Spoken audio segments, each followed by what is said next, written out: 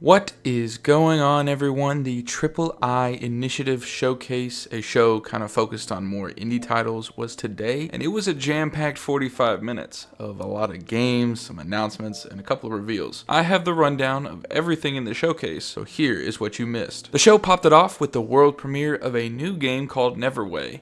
The art for this is the same people who did the art for a game you might have heard of called Celeste. This looks spooky and awesome all at the same time. Rouge Core, a first-person roguelike in the Deep Rock Galactic universe. This one looks to keep the gameplay of DRG that we all know and love, but it's kind of got a whole new gameplay loop, and I noticed quite a lot of things in this that look new, and so this is probably going to be a banger. Tears of Metal is an action roguelike with a really cool cartoony art style, and as a fan of metal and giant swords, I'm checking this out. There is an open beta right now if you want to try it on Steam. Sacrifire looks like a really dope JRPG with a really clean pixel art style and a setting that looks super good. Endless Legend 2 is a 4X space strategy game, and it's coming to early access this summer. Frostrail, a new game from the Barotrauma creators, is a first-person train survival game, and it is coming soon to early access. Moonlighter 2, the sequel to the store sim roguelike dungeon crawler. If you've never played that, I suggest you do, but its sequel is coming out sometime in the summer of 2025. Starbirds is a colorful, cozy take on the resource management sim games, and it's a factory builder too, and this one plans to release in 2025. Escape Simulator 2 was announced, a first-person escape room game with co-op and quite a lot of puzzles. They did not have a date for this one though. Outbound is a cozier-looking survival crafting game where you live in a van, but that art style looks quite fantastic. The Enshrouded update, Thralls of Midnight, is coming in May. This is going to be a big update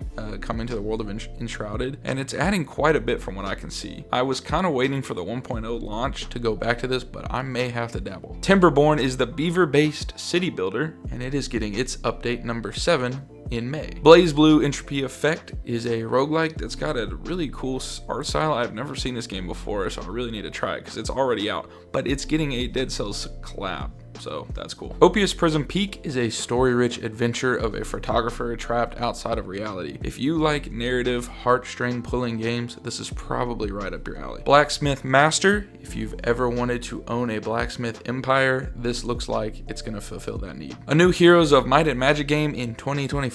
This one is a prequel to the original games, and it is coming soon to early access. DRG Survivors, not to be confused with Rouge Core, the one I just talked about a minute ago, is a Deep Rock Galactic vampire survivors type of game, and right now it's in early access, but they did announce that it is getting a 1.0 launch on September 17th. Alters looks really awesome still. I've seen a lot of trailers for this game and I'm really hyped for it. This is a survival action kind of management game where you clone yourself and you use your clones to kind of manage your base as you build it up and you're trying to escape before something happens. It got its release date for June 13th, so I will definitely be there. Speedrunners 2, y'all remember Fun Run? This one's coming to Steam in 2025. Over the Hill looks like a true experience where you can go with your friends off-roading in an extremely gorgeous looking colorful world. Super Fantasy Kingdom is a strategy city builder tower defense game, and it looks like it might be one of those time travel machine games because I bet you spend an hour with this game and you're going to teleport 100 hours into the future IRL. So X4 Foundations is a massive multiplayer space simulation game.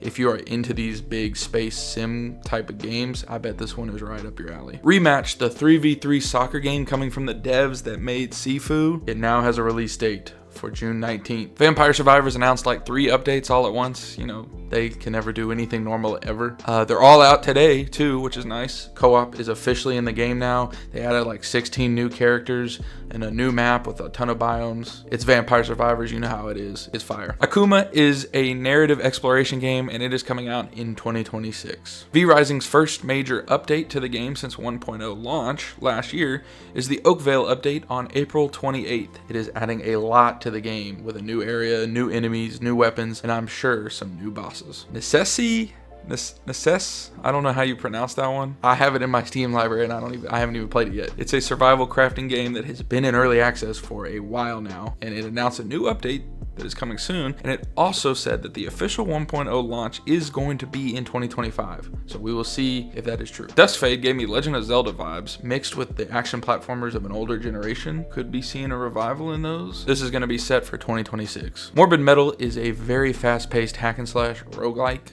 with a really dope looking world, and its early access is coming sometime this summer. The Eternal Life of Goldman is if you took Cuphead and Studio Ghibli and you had them make a game kind of like Hollow Knight. So yes, I will be there for that. Into the Fire is an extraction survival game about saving people from fires, coming soon to early access. Cloverpit, have you ever heard of Inscription? What if Inscription had an actual slot machine in it? Boom.